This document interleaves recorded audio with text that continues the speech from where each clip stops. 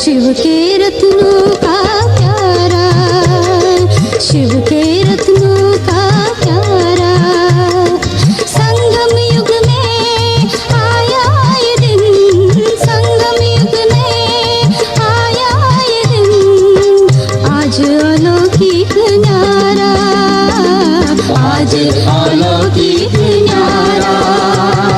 स्वागतम स्वागतम।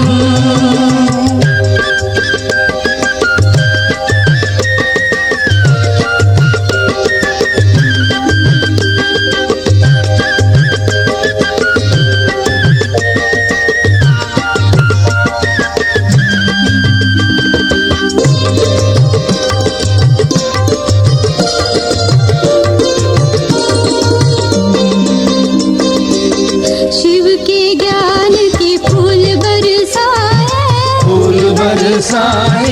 पहनाए गुणों के हार, आत्म रूप का तिलक लगाए, तिलक लगाए, सतयुगी ताज का धार, दिव्य प्यार का अमृत बरसे, दिव्य प्यार का अमृत बरसे, हुआ अनोखा संगम, हुआ अनोखा संगम। स्वागतम स्वागतम।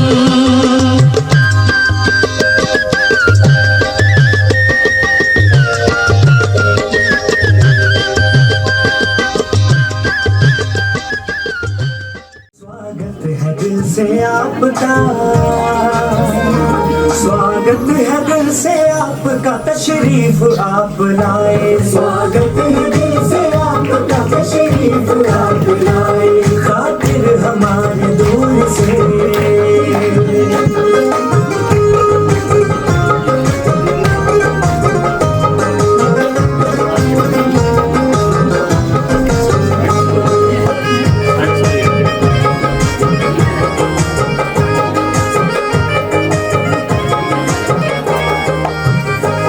खुशियाँ बिखेर दी है यहाँ आपने तो आकर, खुशियाँ बिखेर दी है यहाँ आपने तो आकर, ये वक्त सज गया है तुम्हें अपने बीच पाकर, तुम्हें अपने बीच पाकर, अपने बीच पाकर। देखो प्रभु भी आपको यहाँ देख के हर्षाए। स्वागत है दिल से आपका, स्वागत है दिल से आपका, तशरीफ आप लाए। स्वागत है दिल से आपका, तशरीफ आप लाए, खातिर हमारे दूर से।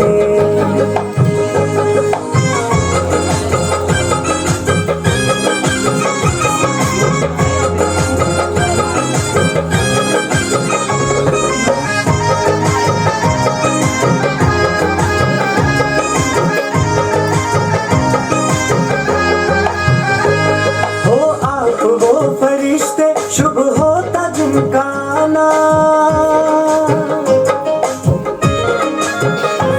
हो आप वो फरिश्ते शुभ होता जिनका आना, लाए हो साथ अपने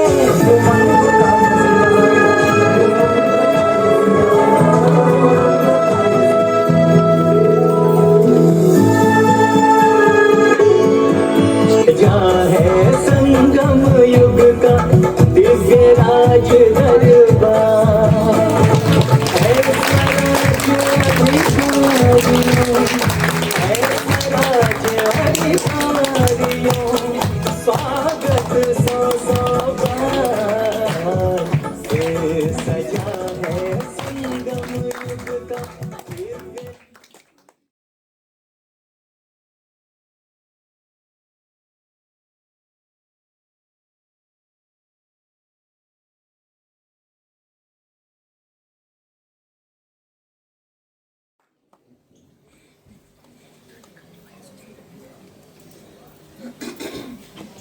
माइक दे दो रमेश भाई, माइक दे।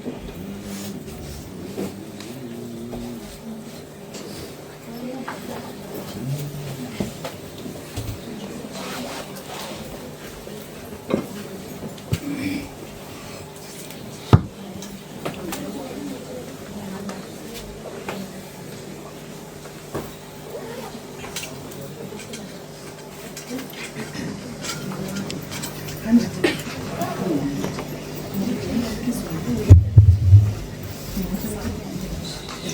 शांति। Good morning. आज सोमवार शिव बाबा का दिन और आज बाबा की मुरली बहुत ही स्पष्ट शब्दों में बाबा हर बात क्लियर करके बता रहे हैं। मैं देख रही हूँ कि आजकल कुछ स्ट्रॉन्ग मुरलियाँ ही चल रही है। समयानुसार बाबा जानती हैं हमको किन बातों को ध्यान देना होता, तो बाबा उस टाइम पर वो मुरली हमारे सामने रखती हैं। तो आज है यज्ञ का महत्व। कई बच्चे यज्ञ को रिस्पेक्ट नहीं करते क्योंकि उनको उसका महत्व का मालूम ही नहीं है। और ये राजस्व अश्वमेध अविनाशी गीता ज्ञान यज्ञ है ही मनुष्य के जीवन को कोड़ी से हीरे तुल्य बनाना। तो बाबा ने बहुत प्यार से एक तो यज्ञ को स्पष्ट किया है, एक तो है बेहद का यज्ञ। परंतु बाबा के बच्चे जगह जगह पर यज्ञ स्थापन करते, तो ये स्थान भी बाबा का यज्ञ। और साथ साथ शिव बाबा किस तरह से आकर के हमें ज्ञान सुनाते, प्रेरणा के द्वारा नहीं परंतु ब्रह्मा बाबा के मुख द्वारा। और जिन बच्चों को यज्ञ के लिए रिस्पेक्ट है, बाबा को जानते हैं, पहचानते हैं, आज्ञा पर चलते हैं, वही फिर विश्व का राज्य प्राप्त करते। और कई हैं जो कहते हैं हमारा तो डायरेक्ट कनेक्शन शिव बाबा के साथ है, यदि ऐसे होता तो फिर बाबा आकर के राजयोग की शिक्षा इसके मुख द्वारा क्यों सुनाते। तो हाँ, सब कुछ एक शिव बाबा से ही प्राप्त है, परंतु माँ बाप जो हमारे सामने हैं उनको भी देख करके फॉलो करना है। इतना ही उन्हों के लिए रिस्पेक्ट जितना उन्हों को शिव बाबा के लिए रिस्पेक्ट है। कई हैं जो सिर्फ बोर्ड देख कर के ही अंदर आते हैं। विदेश में भी ऑस्ट्रेलिया वाले ने एक भाई ने देखा गेटवे टू पैराडाइज, वो आर्च पर वो लिखा हुआ था प्रदर्शनी के स्थान पर। तो वो उसको बहुत अच्छा लगा, कहाँ से पैराडाइज की बात आ गई, तो अंदर चला गया। मिडल ईस्ट में भी एक बहुत विशेष व्यक्ति था जो बहुत ऊंच पद वाला था लौकिक गवर्नमेंट के हिसाब से। उसने देखा मेडिटेशन सेंटर, वहाँ तो ज़्यादा तो कुछ इतना नहीं लिख सकते, परंतु मेडिटेशन सेंटर देख करके उसको इंटरेस्ट जागृत हुआ कि यहाँ क्या हो रहा है। तो वहाँ पर भी वो आ गया। केन्या में भी एक बहुत ऊंचा प्रोफेसर था, अफ्रीका एकेडमी ऑफ साइंस का प्रेसिडेंट नायरोबी में। उसने भी बोर्ड देख करके अंदर आ गया। तो प्रैक्टिकल बाबा जो बातें बता रहे हैं कि ऐसे ऐसे करो, तो दादी को भी हमेशा बहुत ही इंटरेस्ट होता था।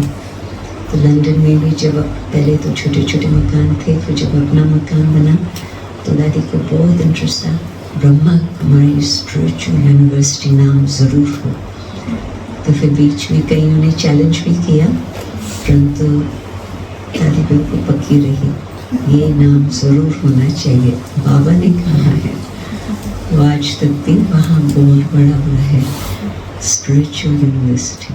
पंजाब में कितने तूफान आए, परंतु शेरनी शक्ति दादी जी थी, तो फिर तो सब बातों को बड़े बहुत गौरव से, बहुत नशे से सब बातों को पास करती गई और सबको साथ भी लेके पास कराया।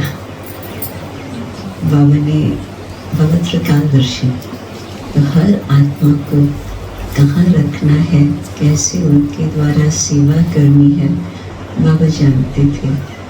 तो दादी चंद्रमणि को ही, शेरनी शक्ति को ही ऐसे स्थान दिया जहाँ पर वो शेर का काम कर सके।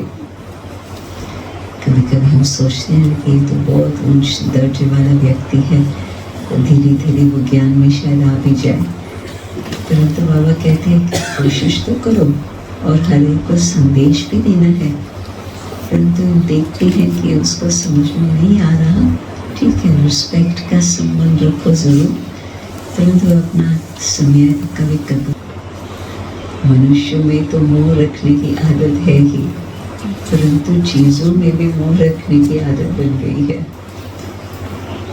दो कहानियां याद आती। एक तो पुणे में माता बहुत साधारण थी, गंगा माता एक, और ये दूसरी माता। गंगा माता की कहानी भी बहुत सुंदर है। लास्ट मिनट शरीर छोड़ते समय वो सेंटर पर ही बैठी थी, तो उसकी लंबी कहानी कुछ और, परंतु ये उसका पति अंधा था और बेटा थोड़ा, उसकी मेंटल हेल्थ कुछ ठीक नहीं थी, तो वो जॉब नहीं करता था। तो उन दिनों में आप सोचो ये 60s की बात है, कहाँ से पैसा आएंगे, संबंधी कुछ न कुछ उसको देते थे, तो उसमें से 1 रुपया 2 रुपया, इतना सा सोने का टुकड़ा, इतना सा, वो भी बाबा को भेजा दादी के हाथ कि बाबा इसकी ईंट लगाओ। उन दिनों में हिस्ट्री हॉल के मकान बन रहे थे, तो उस समय तो बहुत बड़ा प्रोजेक्ट लगता था, अभी तो उससे बहुत अधिक बड़े हो गए हैं। किंतु बाबा ने बहुत प्यार से उसका स्वीकार किया। ये दूसरी कहानी, मम्मा का शरीर छोड़ने पर फिर बाबा ने दीदी मन मोहिनी को यज्ञ की मैनेजर के रूप में रखा था। और बाबा जो मम्मा का कमरा था वही फिर दीदी उसमें रहती थी। दीदी मन मोहिनी की बात है, आप मिले थे दीदी मन मोहिनी से? हंसा मिली थी। हंसा जिस सेंटर पर जाती थी, हाउंसलो, वहाँ पर आप मिले थे? Very good. तो दीदी जब लंदन आई, सब छोटे छोटे स्थानों पर भी गए। जिस स्थान पर हंसा बहन क्लास करती थी वहाँ भी दीदी गई। और रात्रि को अंधेरा था और भाई लोग इतने नहीं थे, मैं ही ड्राइव कर रही थी, बारिश था, अंधेरा था, परंतु दीदी और दादी दोनों को विश्वास था हम ठीक पहुंच जाएंगे। तो ये जो कहानी है ये दीदी के दिनों की कहानी। हम बाबा के पास अंदर कमरे में बैठे थे, छोटा सा ही कमरा था, बहुत छोटा। तो दीदी बाहर का जो दरवाज़ा है, अंदर का भी दरवाज़ा होता था, तो बाहर के दरवाजे से दीदी अंदर आती। हम दादी जानकी के साथ बैठे थे, बाबा, दादी, मैं और रश्मि मेरे माई लौकिक माँ। तो दीदी कहती है, बाबा आप 1 मिनट इस भाई से मिलो। तो बाबा देखता उसको, कहता है अच्छा, क्योंकि वैसे तो दीदी ऐसे इंटरप्ट नहीं करती थी, तो समझा कि कोई विशेष बात है, तो बाबा ने कहा हाँ बुलाओ। तो ऐसा बूढ़ा व्यक्ति आया, आयु तो पता नहीं, शायद इतनी बड़ी ना भी हो उम्र, परंतु धूप में फाउंड होने के कारण उसकी सारी चमड़ी ब्राउन ब्राउन जैसे नहीं वो सुखड़ जाती है, ऐसे ही चेहरा था। वो धोती पड़ी हुई थी और वो लाल लाल, तेज लाल लाल, राजस्थान में नहीं होते हैं लाल लाल कपड़े, तो वो उस छोटे से कपड़े में वो कुछ ले आया और ये बाबा को देता है। और बाबा को कहता है, बाबा ये मेरी खेत की दाल और चावल है, आप ज़रूर बहन को कहना कि वो बना करके खिचड़ी बाबा को और आपको खिलाए। तो बाबा ने उसको इतनी प्यार से दृष्टि दी और वो लिया और फिर तुरंत ही दीदी को बोला, आज दोपहर को ये बाबा के लिए खिचड़ी बनाना। तो वो भाई तो टोली लेके प्यार से बहुत खुश, उसको पता था कि मैं भगवान से मिल रहा हूँ। तो बाहर निकला, फिर बाबा कहती, बाबा के हाथ में है किसकी तकदीर को भी बनाना। आप सोचो कि इतना बूढ़ा बुजुर्ग फार्मर आए और ऐसे बाबा से मुलाकात करे और बाबा इतना प्यार से मिले। एक कहानी अभी रिसेंटली सुनी। वैसे मुझे कहानियाँ शास्त्रों वगैरह की कम याद रहती, किंतु तो ये थोड़े दिन पहले ही वो कहानी सुनी। एक गरीब था, भिखारी, वो बैठा था, जो कुछ मिलता था उससे चलता था।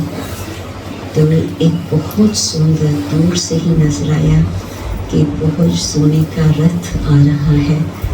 तो वो रथ फिर इसके सामने खड़ा होता, तो उसने सोचा कि मुझे तो अभी बहुत कुछ मिलेगा। परंतु वो जो रथ का मालिक था, उसने उसको बोला कि आप मुझे क्या देते हो। तो वो तो घबरा गया कि उसका उम्मीद तो थी मुझे मिलने वाला है और ये भी मांग रहा है मेरे से। तो उसने अपना टोकरी से थोड़ा बहुत निकाल करके वो दिया और फिर तो वो चला गया। और उसने फिर नीचे देखा कि जो उसने थोड़ा सा दिया था वो सोने के टुकड़े बन गए। तो वो भागता गया रथ के पीछे और फिर आवाज़ सुनने को आया, ये महाराजा नहीं था, इस समय का रथ था। समय को पहचान करके जो कुछ करते उसका तो बहुत कुछ बन जाता। बाद में पता चला तो फिर सोचने लगा मैं तो सब कुछ देता तो मेरे पास बहुत कुछ आ जाता। परंतु समय तो बीत गया। एक भाई मिडिल ईस्ट में मिला, तो उसके गाड़ी में आगे पैकेट्स रखे थे बाहर के बिस्किट्स के। तो मैंने सोचा पता नहीं इसने क्यों रखा है, परंतु मैंने पूछा नहीं। परंतु वो फ्राइडे का दिन था और उन देशों में फ्राइडे दिन वो खास प्रार्थना का दिन होता। और ये भी मुझे पता नहीं था कि न सिर्फ प्रार्थना का दिन परंतु गरीबों को दान करने का दिन। तो जहाँ गाड़ी रुकी ट्रैफिक लाइट्स पर, तो कोई गरीब आया तो उसको बिस्किट का पैकेट उठा करके दिया। नेक्स्ट ट्रैफिक लाइट सेम, कोई गरीब आया उसको बिस्किट का पैकेट उठा करके दिया। कहा कि मेरा दिल नहीं मानता कि मैं उनको हाथ खाली भेज दूँ। और बाबा की बात मुझे समझ में आती है कि ऐसे दान से फिर वो क्या जाकर करेंगे वो भी पता नहीं है। तो मैं सोचता हूँ अच्छा चलो कुछ खाने के लिए तो मैं रख लूँ, उनको दूँ। तो बिस्किट का पैकेट रास्ते में कितने सारे देता गया। तो इसलिए बाबा कहते हैं कि इसकी परवाह न करो, परंतु पैसा देने में बहुत कर्म का हिसाब किताब बनता।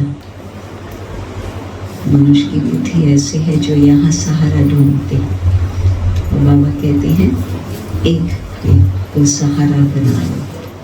क्यों? क्योंकि इसी यज्ञ से ही विश्व परिवर्तन होने वाला है। पुरानी पतित दुनिया समाप्त हो, नई पावन दुनिया स्वर्ग की राजधानी बन ही जाएगी। सब कुछ स्वाहा करना है। और खास बाबा का इशारा था इस पुरानी देह का भी इसी यज्ञ में स्वाहा करेंगे तो फिर उठ के बाबा के साथ घर जाएंगे और फिर बाबा के साथ ही नए राज्य में आएंगे। तो यज्ञ का कितना रिस्पेक्ट हो, जो बाबा के पास आते हैं पाई पाई देते हैं, वो कितना प्यार से पेट को पट्टी बांध करके भी देते हैं। तो जब ऐसे यज्ञ है तो बाबा गरीब निवास है, तो बाबा तो रिटर्न में बहुत कुछ देता। और ऐसे भी नहीं कि भविष्य में कुछ देता, अभी ही तुरंत ही बाबा ने जितना जिस आत्मा ने जो किया है उसको सुख, शांति, पवित्रता और हर प्रकार से उसको संपन्न भरपूर बनाकर ही रखता। दादियों ने जितना त्याग और तपस्या की, लास्ट में उन्होंने भी देखा कि यज्ञ की कैसी वृद्धि हो रही, परंतु उन्हों के पीछे हम सब उसका फल खा रहे हैं, राइट। मेहनत उन्हों की और खुशी और शक्ति भी उन्हों की, ब्लेसिंग्स भी उन्हों को, तो फल हमें भी अभी मिल रहा उसका। और ब्रह्मा बाबा को पहचान कर, हाँ ये भी मालूम है कि वो भी उसको याद करता, परंतु हम भी ब्रह्मा बाबा को पहचान कर इतना ही उसको रिस्पेक्ट से, प्यार से याद करें।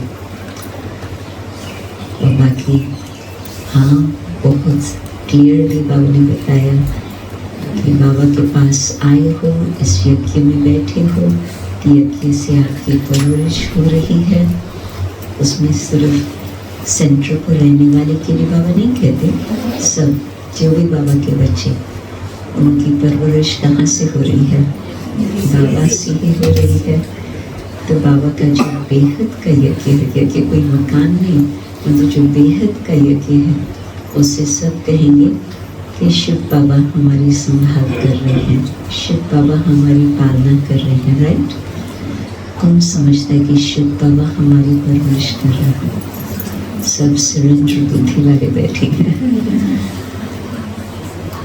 तो मैं देख रही हूँ कि ये क्लास बड़ा अच्छा है, उत्तर भी जल्दी देता और पॉजिटिव उत्तर भी देता, और बाबा की बातें भी मुख पर बिल्कुल है ही, आधी सेंटेंस में बता दी थी तो आप पूरी सेंटेंस कर लेते थे। तो अच्छे स्टूडेंट्स का क्लास है।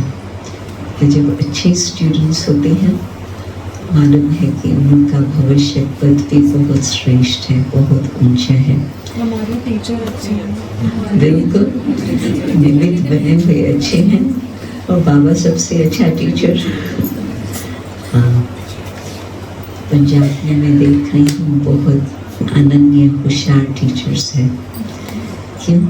क्योंकि पंजाब फर्स्ट धरनी थी जहाँ पर भारत में सेवाएं आरंभ हुई। यज्ञ की स्थापना कराची, परंतु फिर उसके बाद में भारत में आने के बाद माउंट आबू में तो तपस्या भूमि, परंतु जो सेवाएं शुरू हुई वो पंजाब में। बॉम्बे, दिल्ली भी धीरे धीरे बाद में, परंतु पंजाब में तो 54 में ही बाबा ने दादी को अमृतसर भेजा, और फिर वहाँ से ही कहानी शुरू होती। तो आप सोचो कि आपके जो पूर्वज हैं, यज्ञ के पूर्वज तो अनेक हैं, परंतु पंजाब धरनी के भी जो पूर्वज हैं, ये धरनी जहाँ मम्मा बाबा कई बार आकर के पालना दी। आजकल देखो कितने अच्छे बड़े बड़े सेंटर सारे भारत में, तो क्या विश्व में बनते जा रहे हैं। मम्मा बाबा सूक्ष्म में तो वहाँ भी आते हैं। बाबा बताते हैं कि मैं चक्कर लगाता हूँ सब सेंटर्स पर, परंतु जहाँ साकार बाबा मम्मा ने पालना दी वो ये धरनी।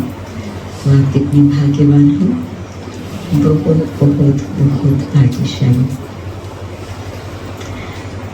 और वरदान भी बड़ा अच्छा, ध्यान देने वाला, कि बिल्कुल कभी ये न सोचो कि मैं तो ठीक हूँ, मैं तो सब कुछ हूँ।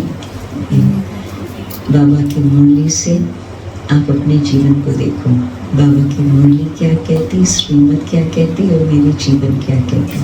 फिर उस अनुसार आपको पता चलेगा कि सचमुच हम ऐसे निश्चय बुद्धि हैं, इसको कोई बात का डर है। जो बुजुर्ग है उनको थोड़ा डर है कि पता नहीं कौन हमारी भविष्य में संभाल करेगा। बाबा ने आज तक संभाला है, अंत तक भी संभालता रहेगा। बाबा की गारंटी। आपने निश्चय से बाबा को पहचान कर बाबा का हाथ पकड़ा है, तो बाबा तो कभी नहीं छोड़ेगा। बच्चे कभी मस्ती में हाथ छोड़ के भाग जाते, तो बाबा तो नहीं छोड़ता है कभी। और फिर भी कोई भाग भी जाता तो भी बाबा उनको फिर भी जागृत करके वापस बुला देता। ऐसे भी है। तो बाबा का हाथ पकड़ा है तो कोई डर की तो बात ही नहीं। संसार में कुछ भी हो जाए, बाबा ने कहा है बच्चों के लिए दाल रोटी तो जरूर होंगी ही, सब्जी ना भी हो तो दाल रोटी तो जरूर होंगी। अच्छा, तो बाबा की इतनी अच्छी मुरली सुनी, कई गहरी बातें बाबा ने आज की मुरली में स्पष्ट की। गरीब दान किसको पढ़ते, कैसे पढ़ते, गरीब दान करते, गरीब नमाज पढ़े, और बाकी हाँ भक्ति में तो बहुत कुछ दान पुण्य किया ही। वो तो बाबा के बच्चों के संस्कार, रहम भावना की तो सारे कलप में चलते हैं। एक बार किसी ने प्रश्न पूछा कि कैसे पता चले कि ये दैवी घराने की आत्मा है। तो दादी के बड़े अच्छे अच्छे उत्तर होते थे। तो दादी ने बोला, लास्ट तक दैवी घराने की आत्माओं को रहम भावना होगी। बड़ा अच्छा उत्तर दिया। और सचमुच पहचान जाते हैं कि रहम भावना वाले ही बाबा के समीप आते, परंतु दैवी घराने की आत्माओं का ये पहचान। तो बाबा जो आज हमें गुणों से भरपूर करते हैं, तो लास्ट तक उसका कुछ न कुछ निशान तो ज़रूर रहता ही है। तो आज हम इतना अपने से बाबा से सब कुछ खजाना लेकर के भरपूर करें। बाबा ने ठीक कहा, बाबा सबको एक ही समय सबको एक समान खजाना देते, फिर जो जितना लेवे, जो जितना लेवे। निमित बहन तो पता नहीं छिपी हुई बैठी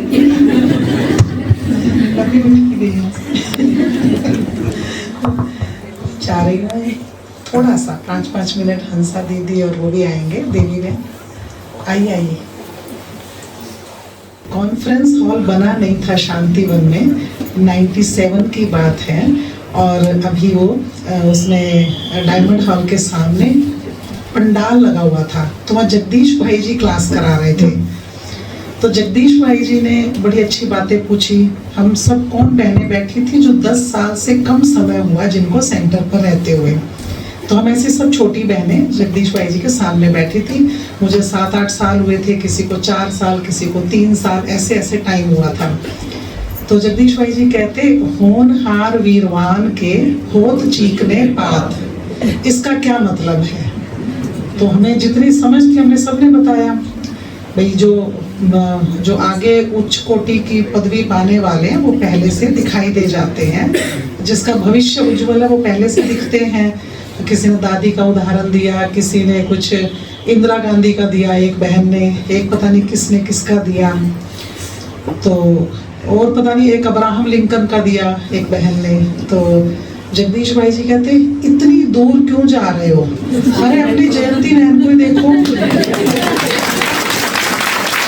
कहते दादी के साथ रह के झाड़ू पोछा करें, या वो ज्ञान सुनाए, या वो गाड़ी चलाए, लेकिन वो शीर्ष स्थान पर पहुंचेगी ये पक्का ही है। सोचो ये बात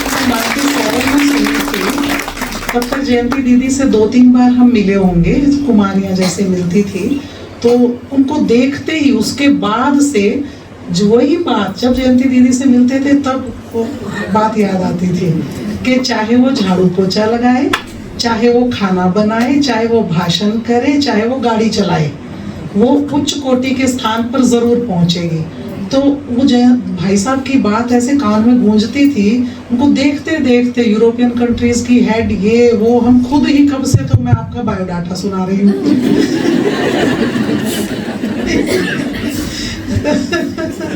तो इसीलिए मुझे ही पता है कि मैं कहाँ से कहाँ तक सुनाती आ रही हूँ। इतना अच्छा लगता है। हाँ सचमुच इस कुटिया के भाग जगह हैं। गला बिल्कुल बंद था मेरा, जब से मधुबन से आए तो मधुबन में भी दीदी ने क्लास कराई, फिर मुरली सुनी और फिर सब हम पार्ट प्ले करके आए अपना सेवा का।